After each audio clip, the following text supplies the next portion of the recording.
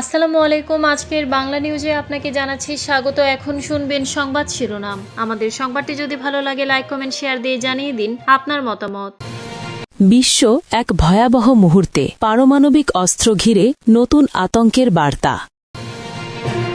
খামেনির উচিত খুবই উদ্বিগ্ন হওয়া, ট্রাম্পের হুঁশিয়ারিতে কাঁপছে তেহরান। তীব্র উত্তেজনার মাঝেই দুটি বিদেশি ট্যাঙ্কার জব্দ, হরমুজে আগুনে ঘি ঢালল ইরান। আবুধাবিতে ইউক্রেন রাশিয়া আলোচনা দ্বিতীয় দিনে, শান্তির পথে কি অগ্রগতি?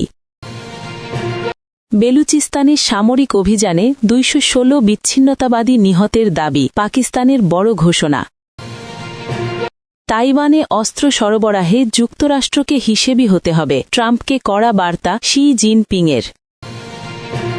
ভয়াবহ মুহূর্তে বিশ্ব, পারমাণবিক অস্ত্র ঘিরে নতুন শঙ্কা। যুক্তরাষ্ট্র ও রাশিয়ার মধ্যে কার্যকর থাকা সর্বশেষ পরমাণু অস্ত্র নিয়ন্ত্রণ চুক্তিটি বৃহস্পতিবার ৫ই ফেব্রুয়ারি মেয়াদ শেষ করেছে। এতে করে দুই পরাশক্তি কতটি পরমাণু ওয়ারহেড মোতায়েন করতে পারবে সেই বিষয়ে কয়েক দশকের বিধিনিষেধ হঠাৎ করেই উঠে গেল। এতে করে বৈশ্বিক অস্ত্র প্রতিযোগিতা শুরুর আশঙ্কা জোরালো হল। খবর এএফপি এর প্রতিবেদনে বলা হয়েছে, দুই দেশের মধ্যে নিউ স্টার্ট চুক্তি ৫ই ফেব্রুয়ারি তারিখ বদলের সঙ্গে সঙ্গে কার্যকারিতা হারায়। রাশিয়ার প্রেসিডেন্ট ভ্লাদিমির পুতিন ১ বছরের জন্য চুক্তির সীমাবদ্ধতা বাড়ানোর প্রস্তাব দিলেও যুক্তরাষ্ট্রের প্রেসিডেন্ট ডোনাল্ড ট্রাম্প তাতে সাড়া দেননি। জাতিসংঘ মহাসচিব অ্যান্টোনিও গুতেরেস একে আন্তর্জাতিক শান্তি ও নিরাপত্তার জন্য ভয়াবহ মুহূর্ত বলে অভিহিত করেছেন। তিনি দুই দেশকেই দ্রুত আলোচনার টেবিলে বসতে আহ্বান জানান। এক বিবৃতিতে গুতেরেস বলেন, গ্রিনিচ মান সময় মধ্যরাত বা নিউ ইয়র্কে সন্ধে ৭টার সঙ্গে সঙ্গে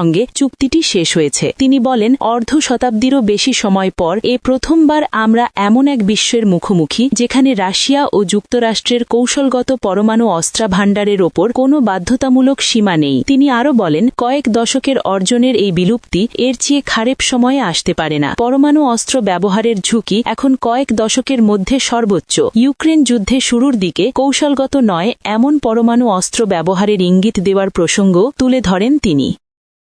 খামেনির উচিত খুবই উদ্বিগ্ন হওয়া, ট্রাম্পের হুঁশিয়ারি। মার্কিন প্রেসিডেন্ট ডোনাল্ড ট্রাম্প বুধবার বলেন, ইরানের সর্বোচ্চ নেতা আয়াতুল্লাহ আলী খামেনির খুবই উদ্বিগ্ন হওয়া উচিত, কারণ ওয়াশিংটন ওই অঞ্চলে নিজেদের সামরিক উপস্থিতি জোরদার করছে। মার্কিন সম্প্রচার মাধ্যম এনবিসি নিউজকে দেওয়া এক সাক্ষাৎকারে ট্রাম্প বলেন, আমি বলবো তার খুবই উদ্বিগ্ন হওয়া উচিত। হ্যাঁ, হওয়া উচিত। যেমনটি আপনি জানেন, তারা আমাদের সঙ্গে আলোচনা করছেন। ইরানের পররাষ্ট্রমন্ত্রী আব্বাস আরাগচি বুধবার জানান, যুক্তরাষ্ট্রের সঙ্গে পারমাণবিক আলোচনা শুক্রবার সকাল আনুমানিক ১০টায় ওমানের রাজধানী মাস্কাটে অনুষ্ঠিত হবে। একজন মার্কিন অধিকর্তা নিশ্চিত করেছেন, শুক্রবার ওমানে যুক্তরাষ্ট্র ও ইরানের মধ্যে আলোচনা হবে। ট্রাম্প ওই অঞ্চলে একটি মার্কিন বিমানবাহী রণতরী পাঠিয়েছেন ও ইরানের ইসলামী প্রজাতন্ত্রের বিরুদ্ধে ইসরায়েলের জুনের যুদ্ধে ইরানি পরমাণু স্থাপনায় যুক্তরাষ্ট্রের হামলার পর নতুন সামরিক পদক্ষেপ নেওয়ার সম্ভাবনাও নাকচ করেননি। ট্রাম্প আরও বলেন, যুক্তরাষ্ট্রের হামলার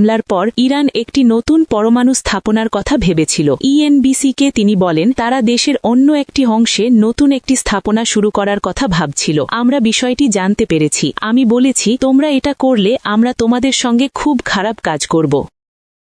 তীব্র উত্তেজনার মধ্যেই দুটি বিদেশি ট্যাঙ্কার জব্দ করল ইরান। যুক্তরাষ্ট্রের সঙ্গে তীব্র উত্তেজনার মধ্যেই দুটি বিদেশি তেলবাহী ট্যাঙ্কার জব্দ করেছে ইরানের ইসলামিক বিপ্লবী গার্ড বাহিনী আইআরজিসি। জ্বালানি পাচারের অভিযোগে উপসাগরীয় জলসীমায় নাবিক সহ বৃহস্পতিবার ট্যাঙ্কার দুটি জব্দ করা হয়। ইরানের রাষ্ট্রায়ত্ত বার্তা সংস্থা তাসনিম নিউজ এজেন্সির প্রতিবেদনে এ তথ্য জানানো হয়েছে। প্রতিবেদনে বলা হয়েছে, বৃহস্পতিবার সকালের দিকে ইরানের সামরিক বাহিনী উপকূলীয় জলসীমায় জ্বালানি তেলবাহী দুটি ট্যাঙ্কার জব্দ করেছে। ওই দুই ট্যাঙ্কারে করে জ্বালানি পাচার করা হচ্ছিল বলে ইরানের সামরিক বাহিনী জানিয়েছে। তবে ট্যাঙ্কার দুটি কোন দেশের পতাকা বহন করছিল কিংবা নাবিকরা কোন দেশের সেই বিষয়ে তাৎক্ষণিকভাবে তথ্য পাওয়া যায়নি। ইরানের সরকার বিরোধী বিক্ষোভ দমন ঘিরে ওই অঞ্চলে যখন যুক্তরাষ্ট্রের সঙ্গে ব্যাপক উত্তেজনা চলছে, সেই সময় বিদেশি ট্যাঙ্কার জব্দের এই ঘটনা ঘটল। গত ডিসেম্বরের শেষের দিকে ইরানের দ্রব্যমূল্য বৃদ্ধির প্রতিবাদে শুরু হওয়া ব্যাপক ব্যাপক বিক্ষোভ পরে সরকার বিরোধী আন্দোলনে রূপ নেয়। এই আন্দোলন দমনে ইরানের শাসক গোষ্ঠী ব্যাপক বল প্রয়োগ করে। এতে বিক্ষোভে ৫,০০০-এর বেশি মানুষের প্রাণহানি ঘটেছে বলে আন্তর্জাতিক বিভিন্ন মানবাধিকার সংস্থা দাবি করেছে। তেহরানের প্রাণঘাতী সরকার বিরোধী বিক্ষোভ দমন এবং যুক্তরাষ্ট্রের প্রেসিডেন্ট ডোনাল্ড ট্রাম্প ইরানকে পারমাণবিক চুক্তি মেনে নেওয়ার সতর্কবার্তা দেওয়ার পর ওয়াশিংটন ওই অঞ্চলে একটি নৌবহর পাঠিয়ে দিয়েছে। ইরানের রাষ্ট্রায়ত্ত সংবাদ মাধ্যমের খবরে বলা হয়েছে, বৃহস্পতিবার ইরানের বিপ্লবী গার্ড বাহিনী উপসাগরে ১০ লাখ লিটারের বেশি পাচার করা জ্বালানি বহনকারী ২টি ট্যাঙ্কার জব্দ করেছে।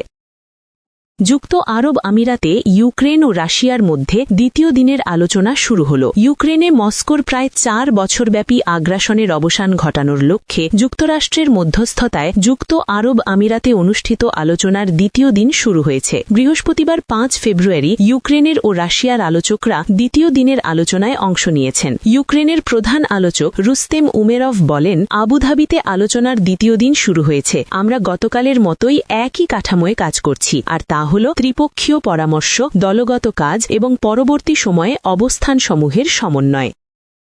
বেলুচিস্তানে সামরিক অভিযানে ২১৬ জন বিচ্ছিন্নতাবাদী নিহতের দাবি। পাকিস্তানের দক্ষিণ পশ্চিমাঞ্চলীয় প্রদেশ বেলুচিস্তানে এক সপ্তাহের সামরিক অভিযানে অন্তত ২১৬ জন সশস্ত্র বিচ্ছিন্নতাবাদী নিহত হয়েছে। বৃহস্পতিবার ৫ ফেব্রুয়ারি এক বিবৃতিতে এই তথ্য জানিয়েছে পাক সেনাবাহিনী। খবর রয়টার্সের। গত শনিবার ৩১ জানুয়ারি স্থানীয় সময় ভোর রাত ৪টের দিকে প্রাদেশিক রাজধানী কোয়েটা সহ বেলুচিস্তানের আরও ১২টি শহরে সমন্বিতভাবে হামলা চালায় জাতিগত বেলুচ বিচ্ছিন্নতাবাদীরা। তারা স্কুল, ব্যাংক, মার্কেট, নিরাপত্তা বাহিনীর স্থাপন সহ সরকারি দপ্তরগুলোতে একযোগে হামলা চালায় ও অগ্নিসংযোগ করে। তাদের এসব হামলায় নিরাপত্তা বাহিনীর ২২ সদস্য ও ৩৬ জন বেসামরিক নিহত হন বলে রয়টার্স জানিয়েছে। পাকিস্তানের খনিজ সম্পদে সমৃদ্ধ কিন্তু সবচেয়ে দরিদ্র এই প্রদেশটিতে কয়েক বছরের মধ্যে সবচেয়ে প্রাণঘাতী হামলার ঘটনা এটি। প্রদেশটির সবচেয়ে সক্রিয় বিচ্ছিন্নতাবাদী গোষ্ঠী নিষিদ্ধ ঘোষিত বেলুচিস্তান লিবারেশন আর্মি BLA এসব হামলার দায় স্বীকার করেছে।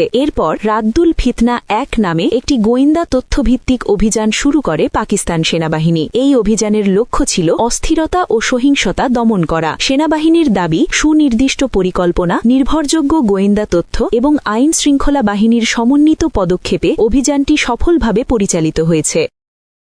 তাইওয়ানে অস্ত্র সরবরাহে যুক্তরাষ্ট্রকে হিসেবি হতে হবে, ট্রাম্পকে শি। মার্কিন প্রেসিডেন্ট ডোনাল্ড ট্রাম্পের সঙ্গে এক দীর্ঘ ফোনালাপে তাইওয়ান ইস্যুতে বেইজিংয়ের কঠোর অবস্থানের কথা পুনর্ব্যক্ত করেছেন চীনের প্রেসিডেন্ট শি জিনপিং। দুই দেশের সম্পর্কের ক্ষেত্রে তাইওয়ানকে সবচেয়ে গুরুত্বপূর্ণ ও সংবেদনশীল বিষয় হিসেবে উল্লেখ করে শি জিনপিং ট্রাম্পকে সতর্ক করে বলেছেন, স্বশাসিত এই দ্বীপে অস্ত্র সরবরাহের ক্ষেত্রে ওয়াশিংটনকে আরও বিচক্ষণ ও সতর্ক হতে হবে। ফোনালাপে শি স্পষ্ট করে বলেন, তাইওয়ান চীনের অবিচ্ছেদ্য অংশ এবং বেইজিং তার সার্বভৌমত্ব ও আঞ্চলিক অখণ্ডতা রক্ষায় কোনো আপোষ করবে না। গত ডিসেম্বরে ট্রাম্প প্রশাসন তাইওয়ানের কাছে $11 বিলিয়ন যে বিশাল অস্ত্র বিক্রয়ের ঘোষণা দিয়েছিল তা নিয়ে বেইজিং তাদের তীব্র উদ্বেগের কথা জানিয়েছে। শি বলেন, যুক্তরাষ্ট্রের যেমন নিজস্ব উদ্বেগ আছে, চীনেরও তেমন আছে। যদি উভয় পক্ষ সমমর্যাদা ও পারস্পরিক